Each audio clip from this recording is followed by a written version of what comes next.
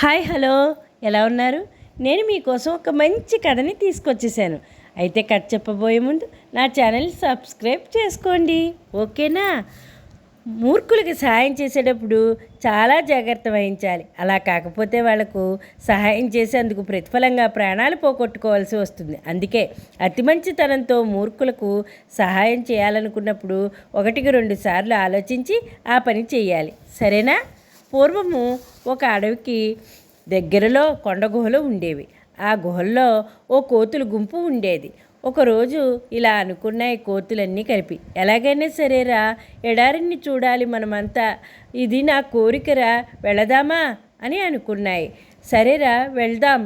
ఎడారి ప్రాంతంలో ఉండే కష్టనష్టాల గురించి ఆ కోతులకు కాస్తంత కూడా అవగాహన లేదు. ఒకరోజు ఉదయం లేచి ఆ కోతుల గుంపు ఎడారికి ప్రయాణం కట్టాయి.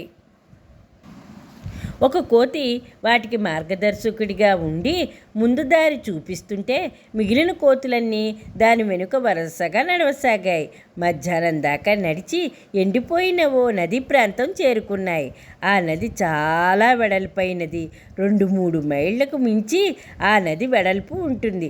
అది ఎండిపోవటం వల్ల బీటలు వేసి పొడి ఇసుకతో ఎత్తుపల్లాలతో ఉందా ప్రాంతం. దానిని చూసిన కోతులన్నీ అదే ఎడారిని భావించి ఇలా అనుకున్నాయి, ఆ ఎడారి అవతలి ఏముందో చూడాలిరా, వెళదాం రండి అని ఆ నదిలో నడక మొదలుపెట్టాయి. అది ఎండాకాలం, అందులోనూ మిట్ట మధ్యాహ్నం సమయము క్రింద పొగలు కక్కుతున్న ఇసుక వేడికి కాళ్ళు కాలిపోతున్నాయి. పైన సూర్యుడి వేడికి ముఖము కళ్ళు కూడా కాలిపోతున్నాయి. ఎండిపోయిన ఆ నది మధ్యలో పెద్ద పెద్ద మర్రి చెట్లు 2 ఉన్నాయి. వాటిని చూడగానే ఆ కోతులకు ప్రాణం లేచి వచ్చింది. అందులో ఒకటి, పదండి ఆ చెట్ల మీదకు వెళదాం అని అంది. ఆ కోతులన్నీ గబగబా నేల మీద నుంచి చెట్ల మీదకు చేరాయి. ఎండలో నడిచిన అలసట వల్ల వాటికి బాగా దాహం వేసింది. త్రాగుదామంటే చుట్టుపక్కల గుక్కెడు నీళ్లు కూడా లేవాయే. అవి నీళ్ల కోసం ఆ చెట్ల మీద కూర్చుని 4 వైపులా వెతుకుచుండగా దూరంగా ఇసుకలో వాటికి నీళ్లున్నట్లు కనిపించాయి. దాంతో కోతుల గుంపు పొలోమంటూ అటువైపు పరిగెత్తుకుంటూ వెళ్ళాయి. కానీ చెట్ల మీద నుంచి చూసినప్పుడు నీళ్లున్నట్లు కనిపించిన ఆ ప్రదేశంలో వాటికి చుక్క కూడా నీళ్లు కనిపించలేదు. దాంతో నిరాశగా చెట్ల దగ్గరకు చేరాయి. కొద్ది దూరంలో వాటికి మళ్ళీ నీళ్లు కనిపించాయి. లేని ఉత్సాహం తెచ్చుకుంటూ మళ్ళీ అక్కడికి పరిగెత్తాయి. కానీ అక్కడ కూడా వాటికి చుక్క నీరు కనిపించలేదు. మళ్ళీ ముఖం వేలాడేసుకుంటూ చెట్ల మీదకు చేరాయి. ఆ చెట్లలో ఒక చెట్టు మీద చిటారు కొమ్మలలో ఒక అడవి పక్షి గూడు కట్టుకుని ఉంటోంది. కోతులు గుంపు చెట్టు మీదకి చేరడంతో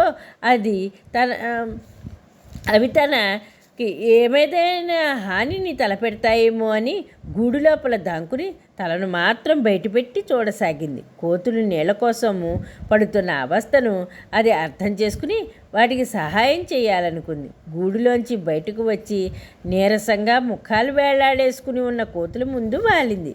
ఇలా అంటోంది కోతులతో, ఓ అమాయకమైన కోతుల్లారా, మీరు ఇసుక ఎండవేడికి వచ్చే ఆవిర్లను చూసి నీరని భ్రమపడి వాటి కోసం పరిగెట్టడం చూశాను. వాటిని ఎండమావులు అంటారు. అక్కడ నీరు దొరకదు. దానికోసం వెతికితే నిరాశే మిగులుతుంది. నా వెంట రండి, మీకు తియ్యటి నీరు దొరికే చోటును చూపిస్తాను అంది ఆ అడవి పక్షి. సరే పదండ్రా అంటూ అంది ఆ కోతుల గుంపు. ఆ కోతులన్నీ పక్షి వెంట నడిచాయి. అక్కడికి దగ్గరలో ఓ చెట్ల మధ్యనున్న తియ్యని నీళ్లు దొరికే చెరువు దగ్గరకు కోతులను తీసుకువెళ్ళింది ఆ పక్షి. కోతులు ఆ చెరువులో నీళ్లను తాగి కడుపు నింపుకున్నాయి. ఆ నీళ్లు లేత కొబ్బరి నీళ్లలో తేనె కలిపినంత తీయగా ఉన్నాయి. కోతులు ఆ నీళ్లను తాగి చెట్ల క్రిందకు చేరాయి. అప్పుడు ఆ పక్షి వాటి ముందు వాలి, మిత్రులారా, దాహం తీరిందా అంటూ అడిగింది. ఆ కోతులు ఇలా అనుకున్నాయి, అంత తీయని నీళ్లు ఇక్కడ ఉన్నా తాము ఇసుక నేలల్లో కాళ్ళు కాలుకుంటూ మనం నీళ్ల కోసం 2 సార్లు తిరిగిన చెప్పకుండా ఆ తర్వాత తాపీగా వచ్చి చెప్పి దీన్ని చెప్పింది. దీనిని అని ఆ అడవి పక్షి మీద ఆ కోతులకు విపరీతమైన కోపం వచ్చింది. వెంటనే ఓ కోతి అడవి పిట్ట మెడను చటుక్కున పట్టుకుని, నువ్వు వేళ్ళడంత లేవు, మేము ఇసుకలో నీళ్ళ కోసం పిచ్చివాళ్ళలా పరుగులు పెడుతుంటే ఇక్కడ ఇంత తీయని నీళ్ళ చెరువు ఉందని చెప్పకుండా వినోదం చూస్తున్నావా అంటూ పుట్టుకునే దాని మెడను విరిచేసింది. అయ్యో, ఈ మూర్ఖులకు సహాయం చేయబోయి అనవసరంగా ప్రాణాలు పోగొట్టుకున్నానే అనుకుంటూ ప్రాణం విడిచింది ఆ అడవి పక్షి. మూర్ఖులకు సహాయం చేయటంలో ఇలాంటి ప్రమాదాలు ఉంటాయి కనుక అలాంటి వారికి సాయం చేయాలనుకున్నప్పుడు తగినంత జాగ్రత్తగా ఉండడం మంచిది.